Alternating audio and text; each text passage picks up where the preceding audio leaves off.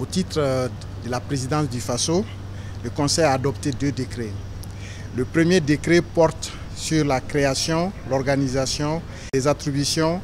la composition et le fonctionnement d'une commission de régulation des dysfonctionnements, en abrégé CRD. L'administration publique aujourd'hui est sujette à des dysfonctionnements affectant négativement la qualité du service qu'elle délivre.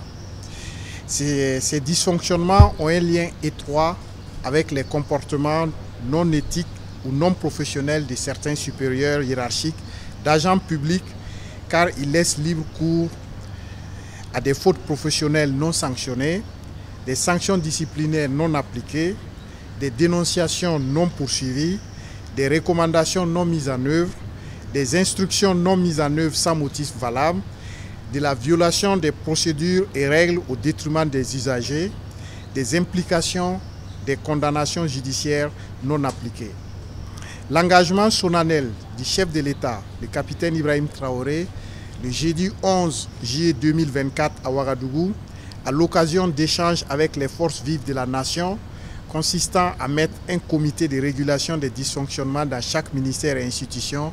s'inscrit dans la dynamique de remédier aux dits dysfonctionnements et de promouvoir la bonne gouvernance tel qu'il ressort de l'article 2 de la charte de la transition modifiée. En exécution de cette orientation éclairée du chef de l'État, le présent décret permet la création, l'organisation, la composition et le fonctionnement et la fixation des attributions d'une commission de régulation des dysfonctionnements qui sera rattachée au cabinet de son Excellence, Monsieur le Président du FASO. Cette commission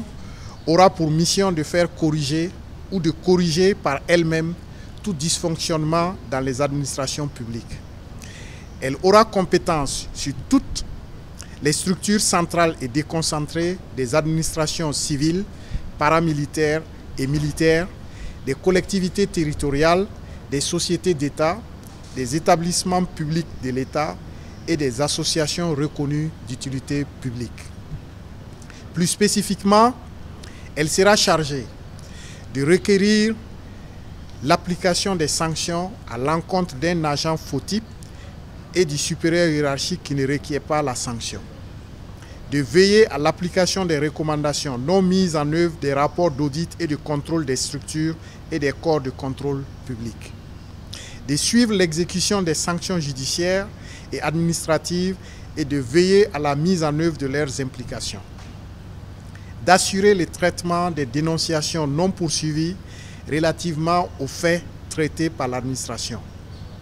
La commission de régulation des dysfonctionnements CRD comprend un conseil d'orientation chargé d'apprécier l'opportunité de l'action des comités ministériels, institutionnels ainsi que du comité spécial.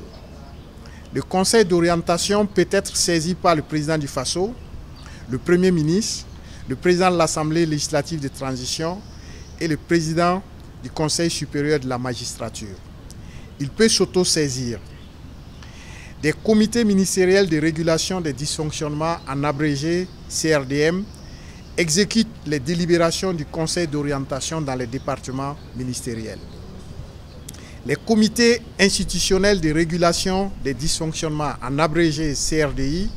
exécutent les délibérations du Conseil d'orientation dans les institutions constitutionnelles.